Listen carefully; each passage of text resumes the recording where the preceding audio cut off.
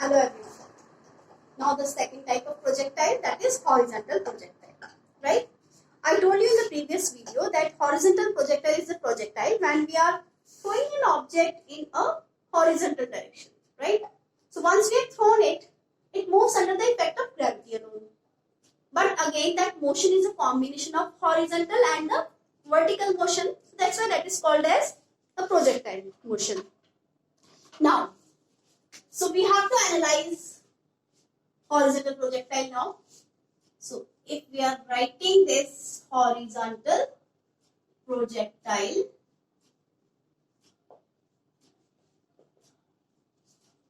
we have to draw the diagram. We are giving it some horizontal velocity, initial velocity along horizontal direction.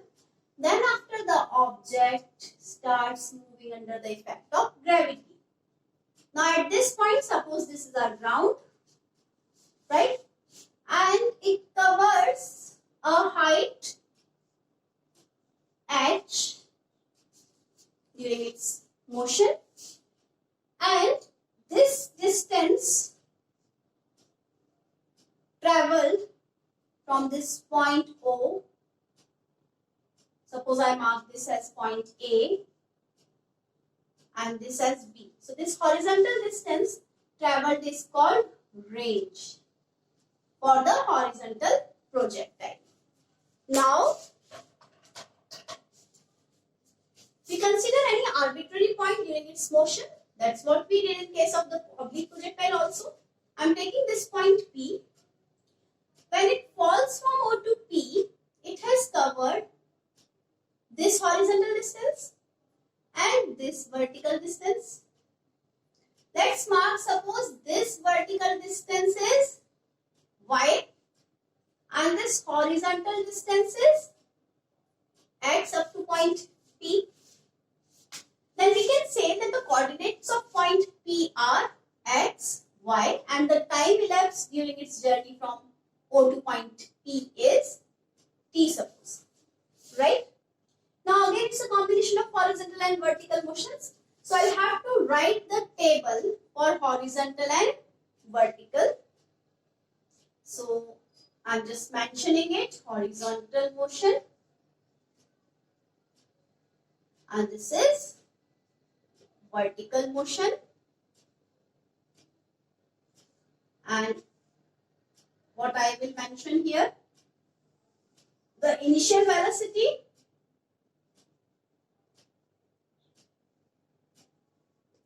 final velocity, and acceleration as before, right? So what is the initial velocity, beta? Initial velocity is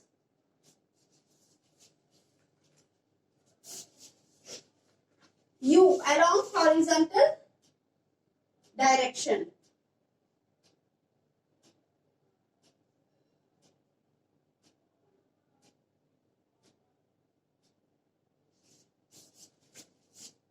But in vertical direction, it is not having any initial velocity. So I can write that the initial velocity along vertical direction is 0. What is the acceleration in horizontal direction? Have I given any acceleration? Once I have thrown, it is under the effect of gravity alone. So the acceleration along horizontal direction is 0. But the acceleration along vertical direction is plus g, because it is already falling down. Initial points, if we compare, the direction of motion is down, the direction of acceleration is down. So this is plus g. Now final velocity along horizontal direction, since the acceleration is 0, so this final velocity will remain the same. But in this case, what will be the final velocity? U plus at. Yeah. I'll just write the formula also here for you. This is the formula. Don't get confused by this u. So this is the formula. So initial velocity along vertical direction is 0. Acceleration along vertical direction is plus g. And t is time taken from O to P. Right? So this is our table which we will referred to, right? So now let's take first the derivation of the trajectory. What is trajectory? Now you know. It's a path followed by a projectile. Now for trajectory, which motions do we consider? We know that it's a combination of horizontal and vertical motions, right? So first we will use horizontal at P. When we are talking horizontal motion at point P, so time taken will be distance upon speed, because distance travel along horizontal direction is x and speed along horizontal direction is u. Now if we take the vertical motion, then at P, distance is equal to ut plus half at square. This is the formula. Now what is the vertical distance traveled at point P? This is y. Initial velocity along vertical direction, we are taking vertical, okay? So that is 0 into t plus half. Acceleration is how much in vertical direction? G and t square. So in next step, I'll use this equation. Okay, so from 1 in 2, what is the equation now? So y is equal to half g, for t I can write x upon u whole square. If I look at this, this will be the equation. So this is a constant value, initial velocity, g and 2. These are constants, so I can write a constant in place of this. And this is also an equation of a parabola. So this is also following a parabolic path. So its trajectory is parabolic. I hope this is clear. Let's take the next derivation.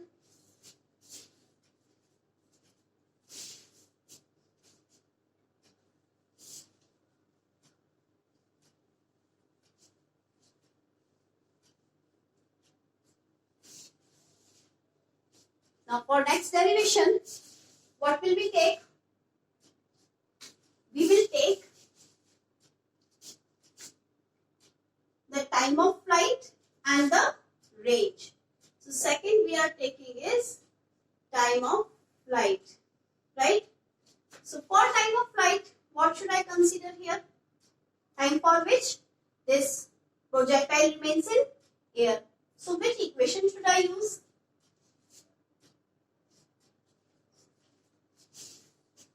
I can take vertical motion for time of flight. Why? Because here I am getting the benefit that the initial velocity along vertical direction is 0, right? So first thing is I use vertical motion.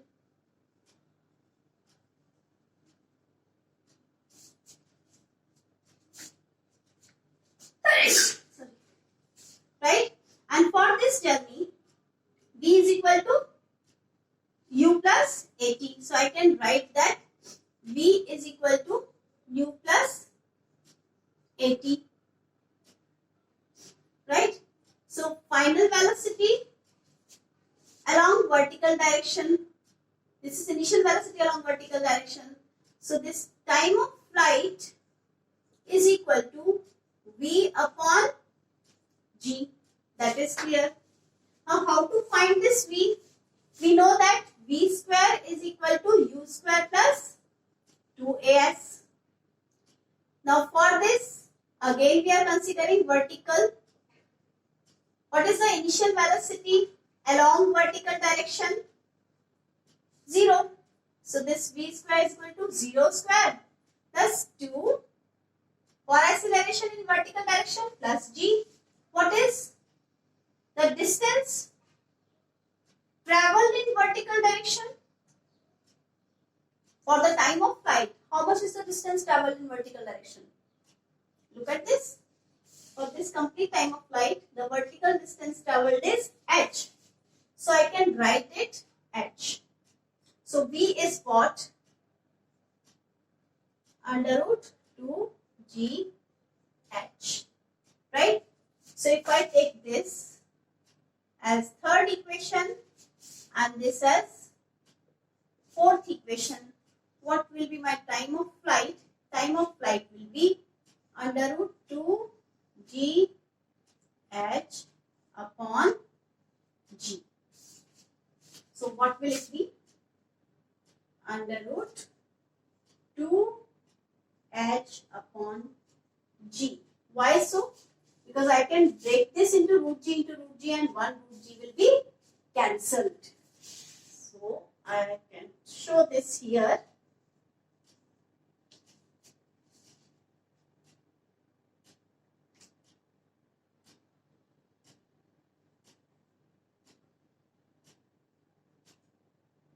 This gives me under root of 2h upon g. This is the time of flight. What else am I supposed to calculate here? The range. So I can drop this formula. So what is the formula for the range? For range, we will consider which motion? Horizontal motion. Why horizontal motion? Because range is the maximum horizontal distance traveled. Right? So the third formula is range, and range is equal to speed into time. What is the speed if we are talking about horizontal motion? What is the speed along horizontal direction? It's constant throughout. This is u. So this range is equal to u. And what is this time? This is time of flight. So this gives me u under root of 2h upon g. This is the formula for the range. Right? And the last formula is velocity at any instant. So the fourth is velocity at any instant.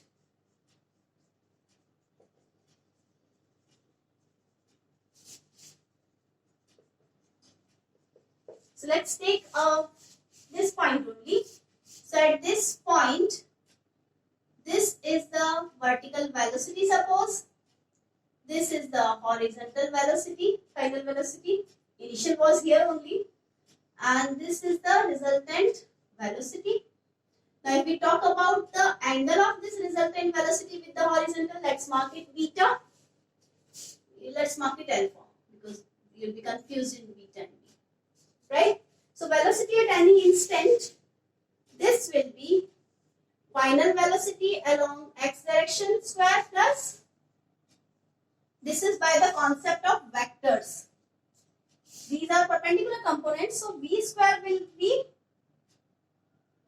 vy square plus vx square. Right? This we have studied in vectors. You have to recall that. Now what is vx? Vx is the final velocity along horizontal direction. Right? So we can say, what is the final velocity along horizontal direction? U. So this is u square plus final velocity along vertical direction is gt. So I can write gt whole square. Yeah. Now I want to write the angle with the horizontal. So tan alpha will be from this diagram. Just recall what we studied in vectors. This is vector v, this is vx, this is vy, and this is alpha. So tan alpha will be perpendicular upon base. That means vy upon vx. How much is vy? Gt upon vx is u. Now that's all about the oblique projectile, about the horizontal projectile. I hope you are clear with all these things. That's all for now. Thank you and have a nice day.